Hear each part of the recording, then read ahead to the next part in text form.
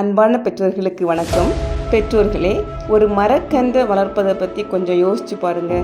ஒரு மாமரத்தை வளர்க்குறதுக்கு நாம் கொடுக்கக்கூடிய முயற்சி ஒரு ரோஜா செடிக்கு கொடுக்க முடியாது. ரோஜா செடிக்கு தேவையானதை தென்னை மரத்துக்கு நாம் கொடுக்க முடியாது, கொடுக்கவும் வேண்டாம். ஏன்னா ஒவ்வொரு செடியோட வளர்ச்சி முறை வேறு, அதனுடைய தேவைகளும் வேறு, அதனோட பலனும் வேறு.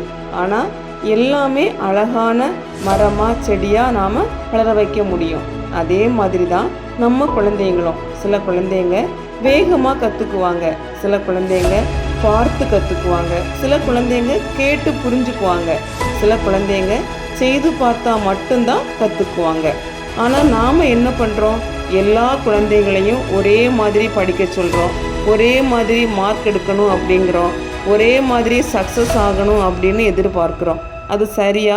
கொஞ்சம் யோசிக்கலாமே.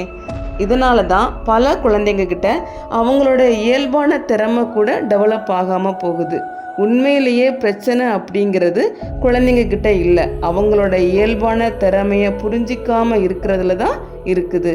அதனால தான் ஒரு குழந்தையுடைய நேச்சுரல் அபிலிட்டி என்ன, லேர்னிங் ஸ்டைல் என்ன, இன்ட்ரெஸ்ட் என்ன அப்படிங்கிறத தெரிஞ்சுக்கிறது ரொம்ப முக்கியம்.